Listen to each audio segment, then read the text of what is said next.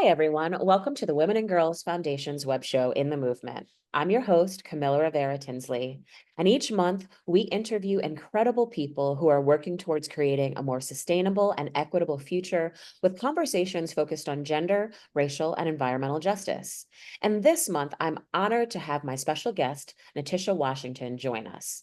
We're going to be discussing environmental justice and how it impacts frontline communities.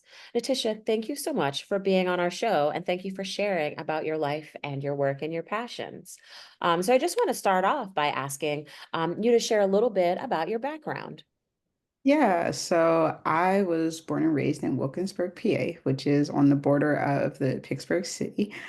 So I came up having a mother that was on the school board, a father that was a probation officer. So I was always deep in like youth advocacy and education. I found my way at Penn State where I got a degree in landscape contracting design. I was like one of four women there, and like one of like three Black people that were there.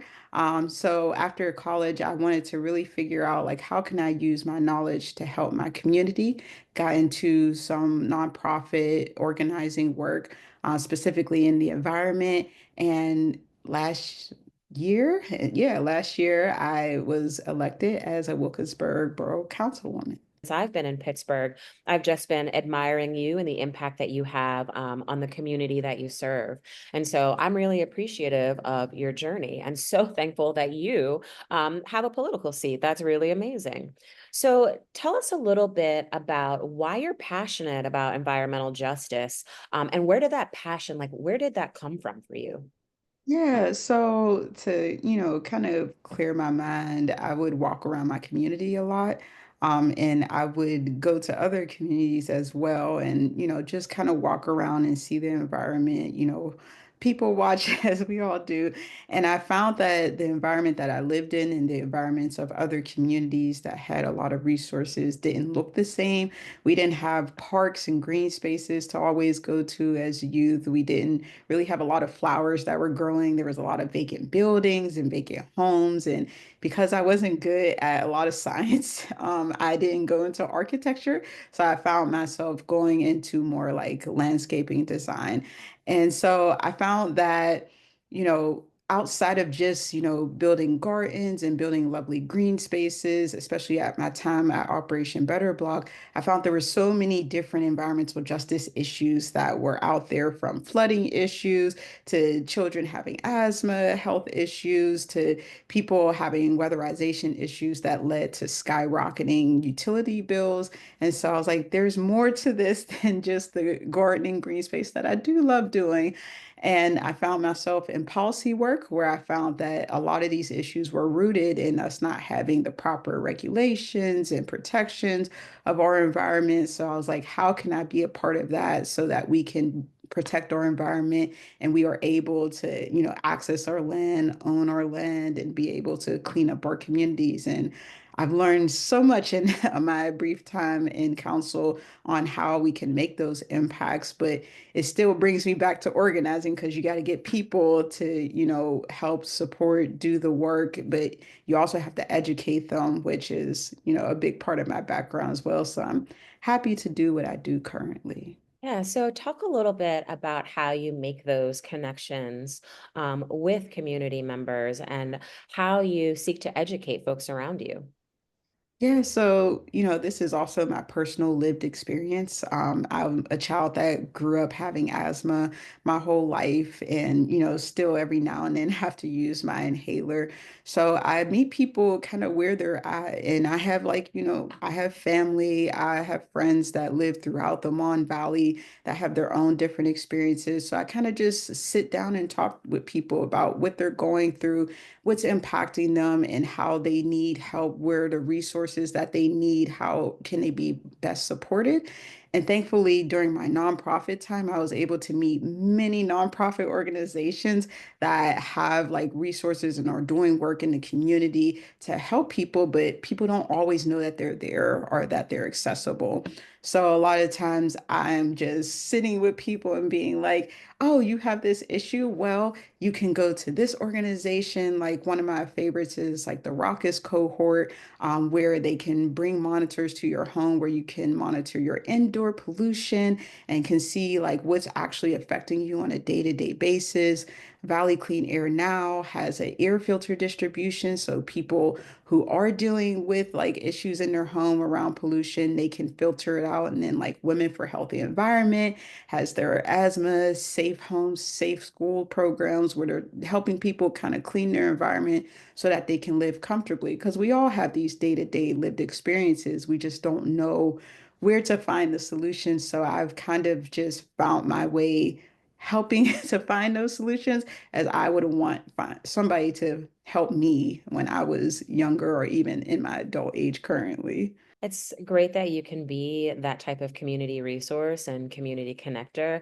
And it's so interesting to hear you talk about your lived experience as a person who is living in Pittsburgh or who grew up in Wilkinsburg in the Pittsburgh area and also has asthma. I think of my own experience and my daughter. She was born in Philadelphia, and there is a lot of correlation between the two cities and how environmental justice, or injustice, as I like to say, is impacting those communities. And it is fascinating to me that when we both moved here, so she and I moved here like 7 years ago, that is when she formed asthma. So I had to go get her a rescue inhaler. And it really just highlighted to me, sometimes you read about air quality, but having that actually impact my own personal life just really solidifies why we need to have leaders and folks and voices like yours out in the community and out on the front line, fighting to make sure that we can all breathe. Why is it important that we acknowledge racial injustice in our communities, and how that layers with economic, environmental, and gender justice? Yeah, so I read a lot of different reports. What report I'm looking at, Black people are disproportionately affected by all of the issues that we have, from our water being toxic, from our air being toxic, from our homes like pretty much crumbling.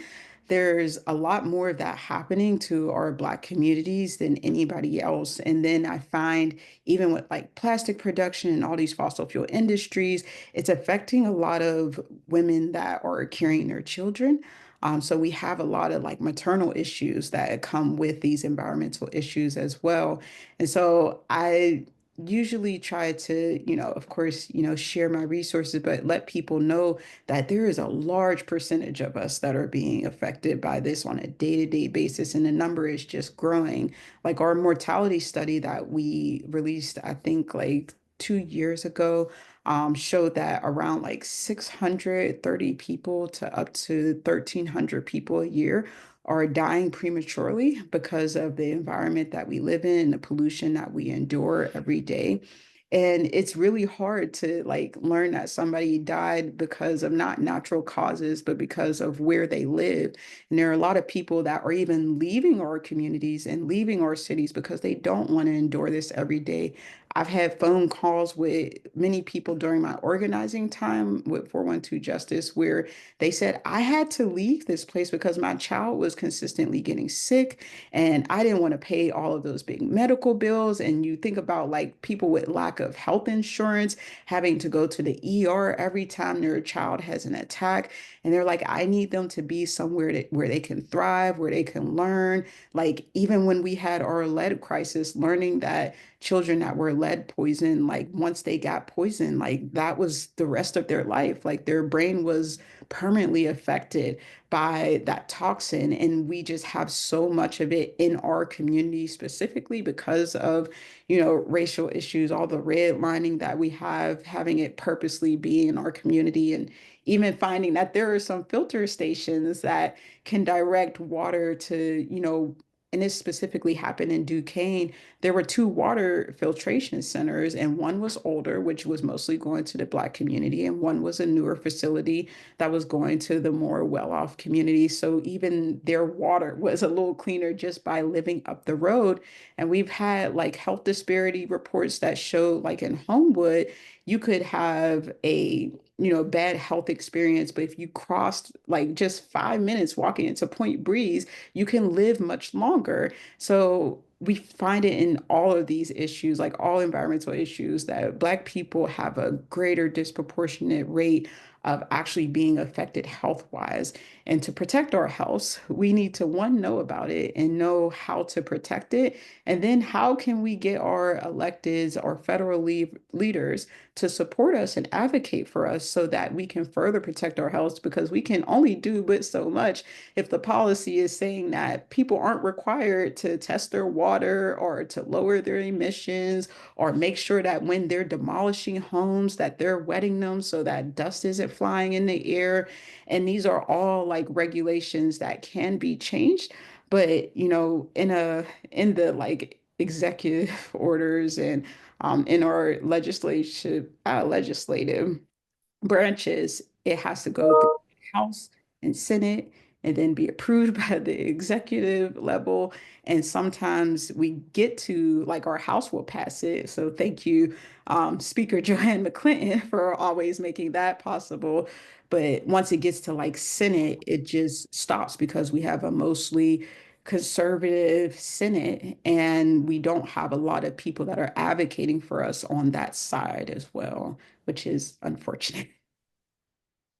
Yes, yes. You bring up so many good points. And really what I hear the theme of all of this really is intersectionality. And that's what we think a lot about here at the Women and Girls Foundation, with the policies that we are supporting and that we are educating about, which really mainly focus on making sure that women, and in particular women of color, have greater access to financial resources. Because your zip code, as you've been saying, your zip code should not determine your the outcome, your health outcome, or even your wealth outcome.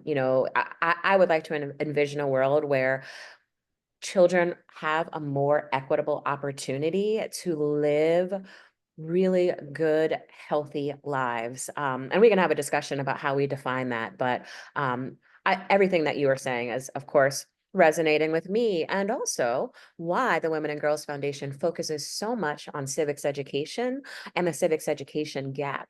Because when we look at the civics education gap, that is also disproportionately affecting young children of color. They're in spaces where they are not learning about their own civics power. So I know we could go on for much, much longer, and I'd love to have you on to talk more about these issues. But for the sake of folks, I think we should probably wrap up at this time. But before we wrap up, one, I'd like to thank you so much for joining me today. And again, just thank you for the work that you do for frontline communities, and also expressing your personal story and how that connects to your work. For our folks that are joining and who are watching this video, how can they learn more about what you do, and how can they find you? How can they contact you? Oh yeah, well, I'm all over social media. So if you type in my name in any social platform, I will pop up, as well as my councilwoman pages will also pop up. But if you want to like follow a lot of the campaign work that I'm doing, I work for the Breathe Project, and we do have, every social platform, and we've been putting out short stories on our YouTube, showcasing community voices, the actions that we're taking, people that are speaking out against these issues. And we have a collaborative of about 70 organizations now. So I would highly suggest going on our website and looking through our collaborative and seeing all of these people that are doing great work. There's a lot of people that are on the front lines that don't get as much support as they should. So please definitely check those people out and follow us on social media.